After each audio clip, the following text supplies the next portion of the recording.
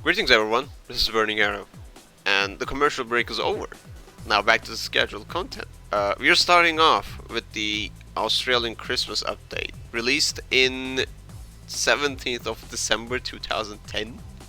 It's almost 12 years ago. Now the time flies. Anyways, in the update there were a few other things they added, such as the weapons and the hats and the maps and the game modes, but the most obvious thing was adding another 3 sets of holy count sets. Basically, they did the same thing with the previous update and added few sets, and this is one of them. It's called Expert Ordnance set for the Demoman, and it has Loch-n-Load and Ullapool Caber, and you have to wear the Scotch bonnet. So these weapons are a bit different from what Demoman is supposed to, play with, so I'm gonna cover them while playing the game. So let me find a match first. Oh, Yukon. Well, that's a different story. I never played Yukon on this channel before, so it'll be great. So I'm in this match, and I am watching my shots. Hi. Hi. Okay, you can leave. I don't know. So yeah, let's talk about the weapons. These weapons are very weird from their stock counterparts, especially the Loch-n-Load, which has on its dynamic air friction and a way the pills interact with the word elements, such as like when you shoot a grenade, it oh, we won't. So Loch-n-Load has a quirk called like the bombs, when they hit a surface they just disintegrate. You have only one shot to damage some people, and if it's not a hit, then it is a wasted shot. Therefore, you don't want to do that. And to compensate that, there are some great values with it, such as faster projectile speed and being able to destroy buildings way faster. And other than that, it is a very skill-based weapon, and I think it just requires some skill and usage, or getting used to, in order to play with it well. It's not like I'm very great with some stuff, therefore I'm gonna be good with the Loch-n-Load as well. I mean, if you play with the Loch-n-Load and change back to the stock or any other grenade launcher, you feel very uneasy, because, as I said, the air friction thing is quite different. This weapon had a very controversial background, especially the history of it, because this weapon used to literally demolish every single server, and I do mean it. It used to do more damage against all of the things, including buildings and the players. Therefore, you could one-shot light classes, and it would cause some very, very big issues. Right. Sadly, I have to pair this weapon with the sticky bomb launcher, or rather the set, because so you have two options. One of them is the shields, any of the shields, but even it goes well with the Loch-n-Load. Sadly, it just feels terrible with the Ullapool Caber, and I got him. Yes, good. This was one of my challenges, get a kill with the Caber, which I feel is very hard to do. Right, Ullapool Caber, on the other hand, is a melee option for the Demoman, which, when you hit people, it does damage. Except when you first start the game, you think it's a weapon that you throw at people. It's a funny coincidence that TF2 team decided to give this attribute to the weapon. I mean, it works. It really fits Demoman's playstyle, but the issue is that the balancing was quite hard. People didn't know what to actually do with it, because, believe it or not, you could have maybe killed a fully healed medic. I mean, Loch-n-Load Caber actually allowed you to kill, you know, sometimes it varied because there was damage spread on back in the day, and you were kind of allowed to kill a fully healed, or rather, kill him, yes! Oh, fuck! That was close. Shit, thank you for that crit. You could kill single-handedly a medic while it had full health. So yeah, imagine like pulling up to some random places and randomly killing a light class, and then you dying with it was quite controversial because apparently people didn't really like it. So it got nerfed to a point where it's completely useless because you can't even kill anyone anymore. Like you have to be very up to their faces in order to get a kill. But even then, it might even not count because the damage and the hit from the caber does 1 and 25. So therefore, you have only one shot to kill a single light HP class. Today I'm pairing this set with the sticky bomb launcher because, as I said, it is quite unconventional to use charge and torch with it. Because I feel like people really do not understand the thought process behind the Loch-n-Load Caber. So, you know, the melee options are always are last options to get a kill. Except like Engineer and Spy, which they mainly use their melee options to advance their gameplay further. But other classes do not have the same sort of mentality where you don't have to pull out your melee option much. Because there is no reason for you to. You can already do damage with your other options. Like your melee, the primary and secondary options.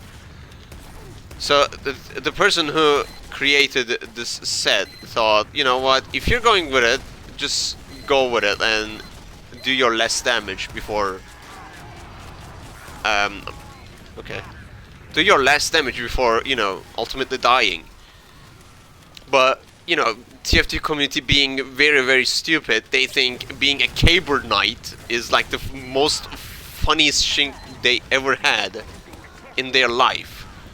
So they, like, on purpose, use charge and charge with the Loch-n-Load Caber, and they think it is so funny.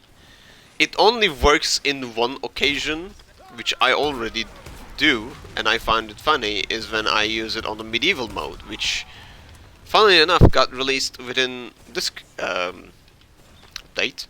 So, that's a funny trivia. I only like using that sort of combo with that game mode. Otherwise, it just kind of sucks. Yeah, it's not funny, and I'm dead. So yeah, there isn't much to talk about besides like it's a come on, get him. See, this is how you supposed to play with the Loch-n-Load Caber. That was my last option. I had to get him. I'm pressing mouse 2 and then I shoot and it does damage, which is I really do not like the way this class plays. Anyways, I had to use a sticky bomb launcher again because I feel like the difference between the Loch-n-Load and sticky bomb launcher is quite more bearable than using the you know, any of the shields with the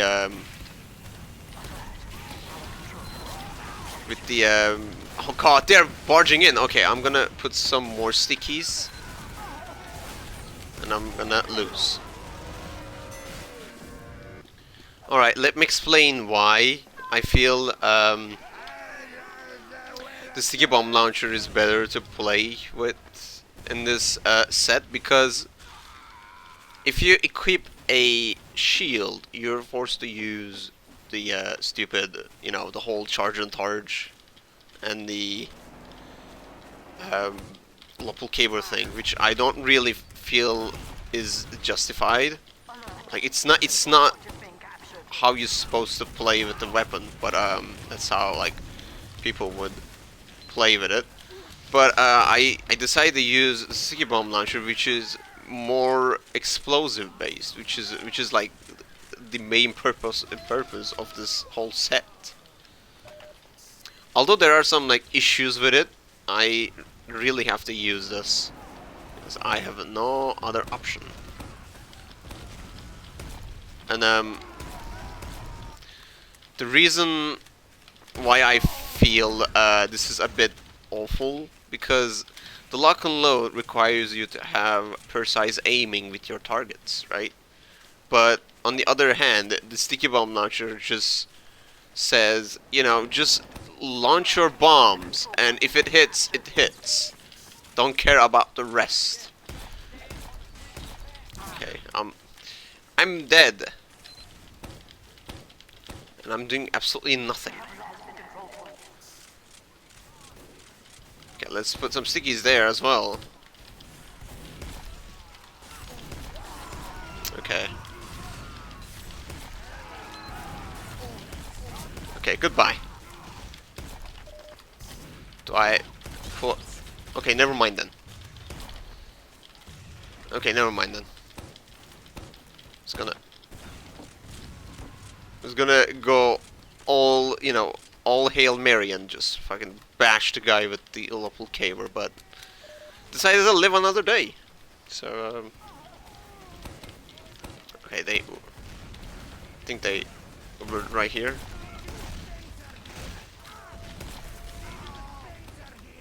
Get him! No, come on. Okay, I'm gonna put some traps behind that shed.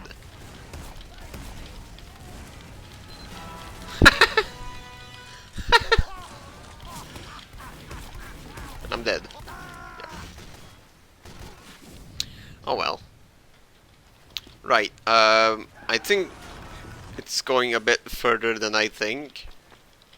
The whole video length. I don't know how long I have been recording, but it's been quite some time now, and I'm gonna end it if it doesn't like work the way I wanted. I mean, it is quite working that I want. It's my like fourth try trying to record a damn single video, because one, I lost some interest on recording. I wanted to do some other stuff. And then I decided to record yesterday, which I had a very great footage of me playing. But then it got corrupted. For some reason it said it didn't record at all. So I just had to record it for the either third or the fourth time. I have like other recordings literally sitting in my folder, but they're like, there's just nothing. There's nothing worthy to show. So in other news, I finished the V-Rally 2, and what else? Come here. Guess not. I know he's gonna come from here. Yeah. I finished V-Rally 2, and in the meantime, I was just playing Colin McRae Rally 2005, and I finished that too as well yesterday. I already had a game in progress, which I saved like a few months ago, but I decided to go back and finish the game. There's like a few other things that I need to do in order to completely like 100% the game, like a basic championship. Other than that, then I'm gonna go back to Gran Turismo hopefully, and I have something planned with my friend, which me and him are going to go through a 9-hour endurance race on some Japanese circuit, and we're gonna try to finish it together. It's sort of me solo gunning it. Oh, it's okay. It's over. Well. So yeah, this was the Expert's Ordnance set. The Loch-n-Load and the Ullapul Caber are together fine, though I would like to have some improvements, especially on the melee registration of the Ullapul Caber. But yeah, it's a bit confusing because, as I said, the whole being, you know, strict aiming on Loch-n-Load and then just going willy-nilly on the sticky bomb launcher just changes your mindset time to time. Other than that, this set plays fine. This is my first time trying to record on 180p, and I don't know how it's gonna come out. I'll try to upload this as soon as I can. But let me know if there's like any difference from the previous videos. But yeah, this was it. I mean, thank you for watching. Don't forget to subscribe, like, dislike. I don't know. Do what you want. But I'll speak to you soon. Or why would I speak to you? I'll see you soon. Goodbye.